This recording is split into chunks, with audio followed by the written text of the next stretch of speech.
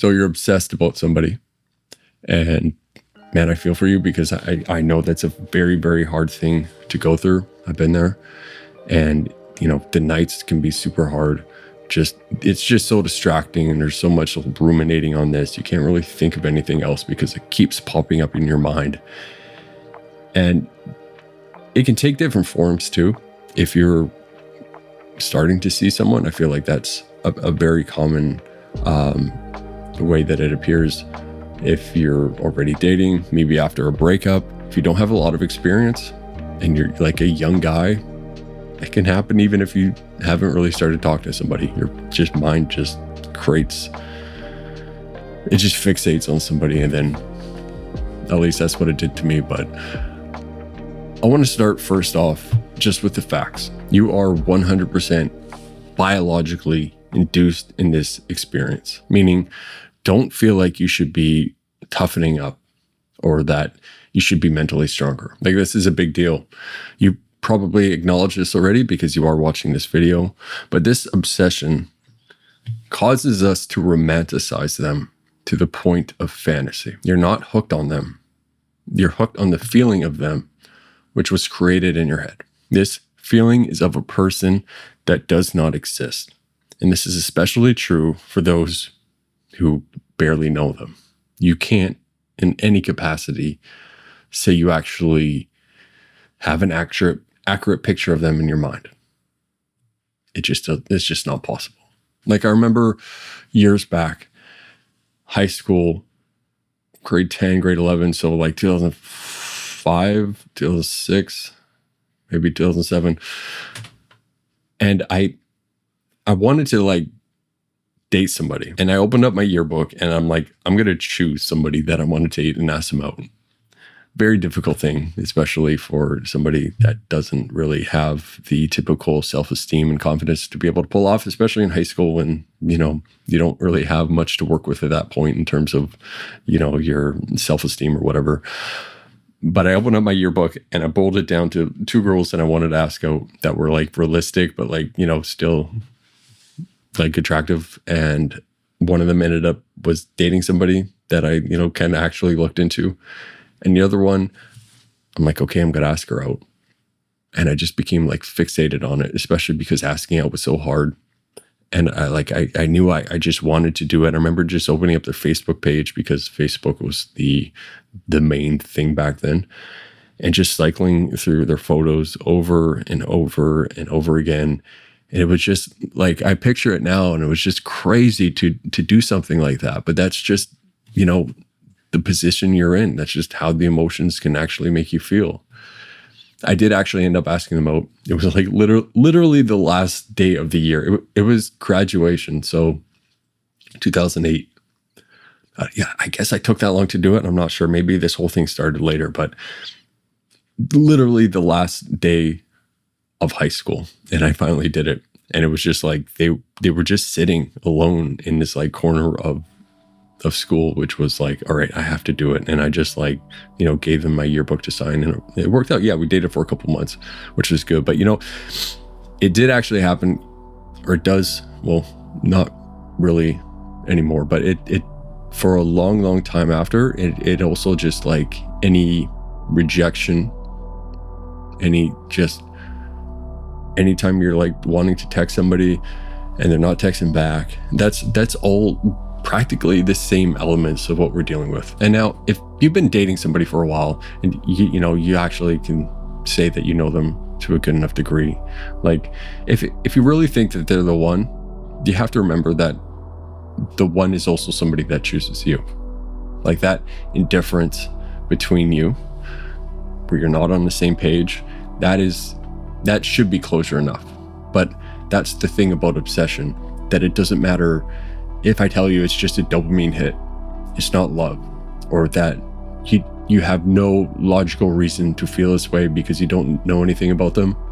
Like, it doesn't really matter. This is obsession. You're just feeling this way. There's no easy off switch about it. So what do you do? Well, the typical advice, which is good, I'll start with it. It's really 2 different things. So cutting off all contact, which is always a good thing to do, especially like after a breakup. that's pretty much like the best thing that you can do, because, you know, you can't move on until you really just make that almost intent to forget their existence to word it in the absolute like most brutal way. Is just, you need to heal. If you keep talking to them, if you know any sort of engagement is just going to like bring you back down, it's going to revert some progress.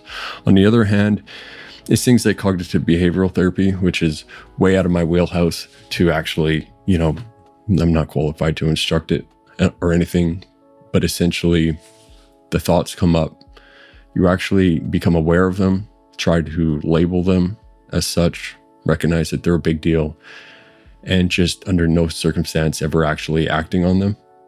But these types of things to me are just band-aid solutions.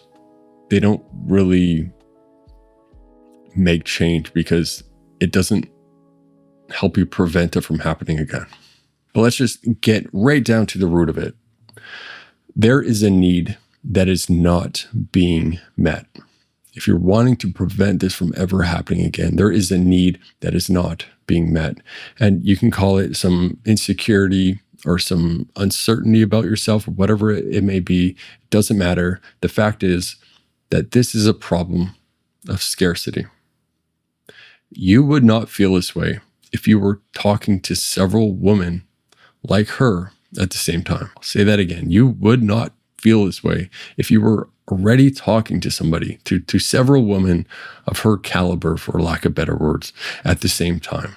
It's purely scarcity. And abundance is really the only prevention.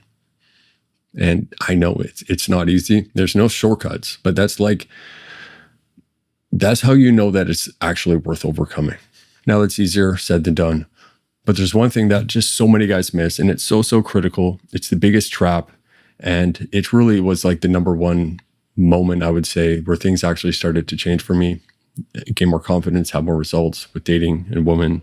And it's this: it is not about getting women to like you. It's about finding the ones who already would.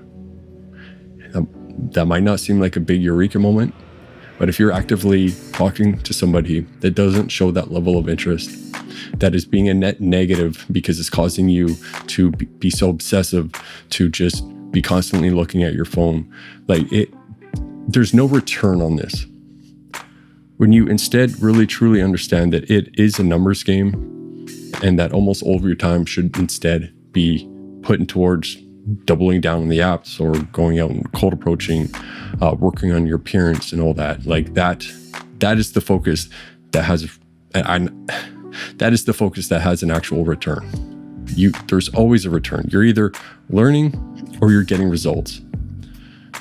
There's nothing from just talking to somebody and chasing them and just trying to make something happen, because, 99% of your interaction with somebody, that's predetermined. If you could rewind the clock and had said something different or had interacted with them differently, maybe, they stick around for a tiny bit longer, but in the end, you're not compatible. Women are just really good at understanding that a lot quicker than us. But you have to understand, it's just a numbers game. It's really just a numbers game. So yeah, just let's get cooking. Let's get excited about it. I mean, all these horrible feelings, if you're able to draw a line in the sand right now and be like, you know what, I'm going to use these feelings for good. I'm going to create a path that I know I wouldn't have been on otherwise, and start to push myself towards a new future with dating and everything related to it. It's really one of the best ways to actually turn a bad situation into a good one. It's just creating a new path off of it. And it can be so exciting. I mean, damn, I'm single now and I'm excited for you, and I'm excited for myself to get back out there. Picture whoever you're obsessed about. Imagine if you could regularly meet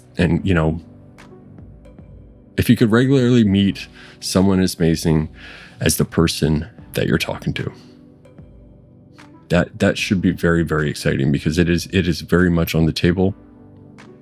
You can do it. Don't let it bog you down. I know the moment sucks right now.